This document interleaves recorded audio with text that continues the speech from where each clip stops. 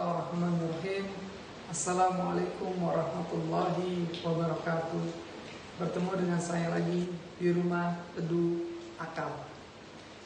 Ikhwani, pertama-tama saya ucapkan rasa syukur atas Zat Maha Mulia, Sang Pengasih dan Penyayang yang telah memberikan kita waktu dan umur dapat berjumpa di bulan yang begitu mulia, yaitu bulan Ramadan. Bulan Ramadan adalah bulan bentuk kasih sayang Tuhan kepada hambanya, yang dimana di bulan ini Allah mempermudah hambanya untuk mendekati kemahribannya. Allah mempermudah hambanya untuk menyempurnakan dirinya. Bahkan dalam suatu riwayat dikatakan, tidur kalian dan napas-napas kalian dihitung sebagai ibadah.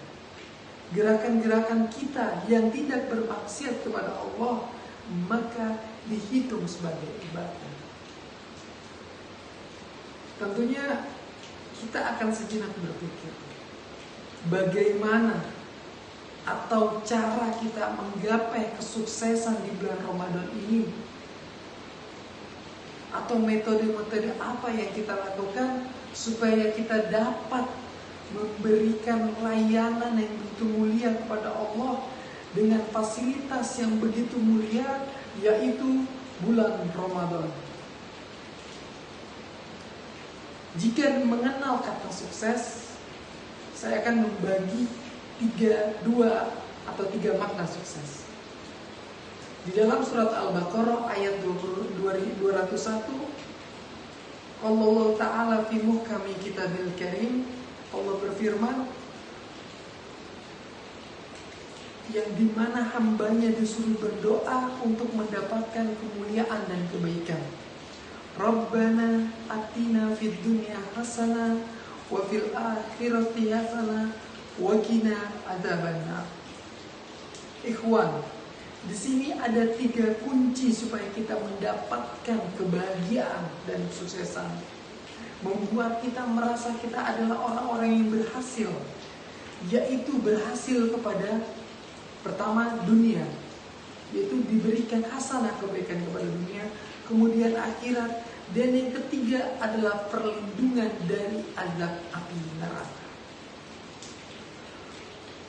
Tentunya kalau kita berpikir sejenak mengenai tanda atau isyarat dalam Al-Quran tersebut, kita akan memisahkan dunia dan akhirat.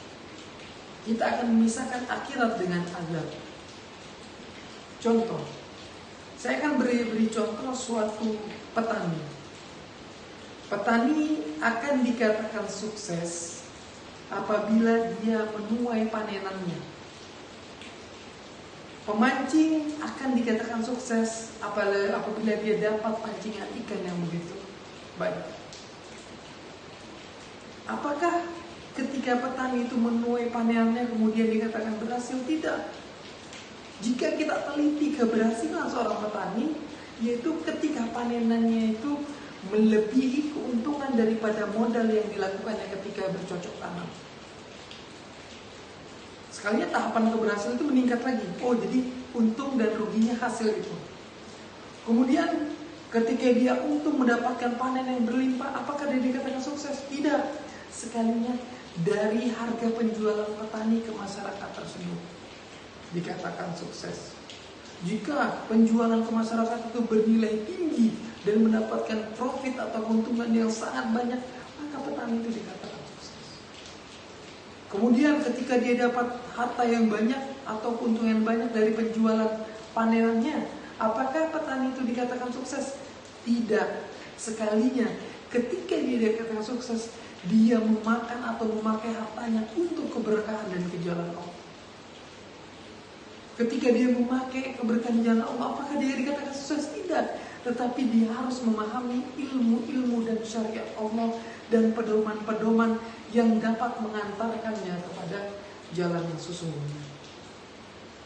Nah, ketika rute-rute yang saya sebutkan dari petani tersebut kemudian sampai kepada syariat-syariat Islam, artinya yang kita maksud adalah segala sesuatu yang di bumi ini ini adalah hasil atau jeripayah untuk sebagai fasilitator mengantarkan kita kepada akhirat.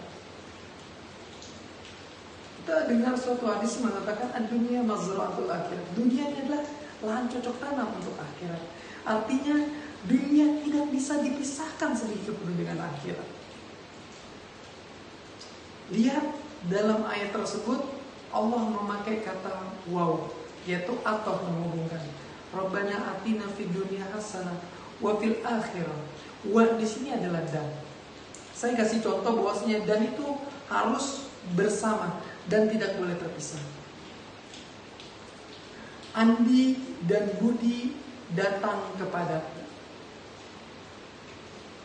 Siapa yang bisa menentukan Andi dan Budi yang datang duluan? Tidak ada yang bisa.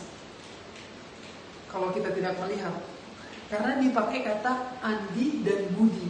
Beda kalau dikatakan Andi datang kepadaku kemudian Budi. Nah, berarti Andi duluan baru Budi. Kalau dan ini artinya bersamaan. Yang tidak bisa dipisah yang mana duluan datang, Andi atau Budi. Seperti saya kasih contoh lagi, Muhammad dan Ali makan.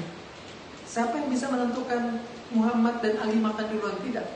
Kecuali kata-katanya Muhammad makan kemudian Ali, berarti Muhammad duluan kemudian Ali.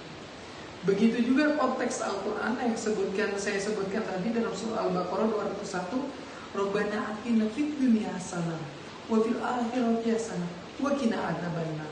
Artinya ketika kita ingin sukses di dunia, maka itu sebenarnya mensukseskan di akhirat. Dan kemudian ketika sukses di akhirat, maka azab api neraka akan terhindar. Yang terjadi di pemikiran-pemikiran kita sekarang adalah ketika kita mencapai atau mencari kehidupan dunia, kita memisahkan akhirat. Ketika kita diberi amanat sebagai penjabat, kita korupsi. Ketika kita dikasih amanat sebagai atasan, kita tidak berbuat adil. Ketika kita dikasih amanat sebagai bawahan, kita berbuat curang. Kenapa seperti itu? Karena kita tidak mengerti konsep dunia.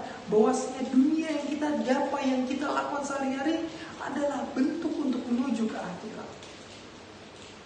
Orang penjabat yang dikasih kemewahan, kemudian dia koruptor. Dan di lain waktu dia berhaji atau dia menunaikan sholat. Dia betul-betul memisah perbuatan dunianya dengan akhirat. Padahal efek dunia itulah yang melambangkan kesuksesan untuk akhirat. Dan ketika kesuksesan ke akhirat melambangkan bentuk tameng, menjadikan kita terlindung dari api neraka. Ayo ikhwah, harus kita renungi bahwasannya apapun yang kita lakukan di dunia adalah bentuk keberhasilan kita di akhirat.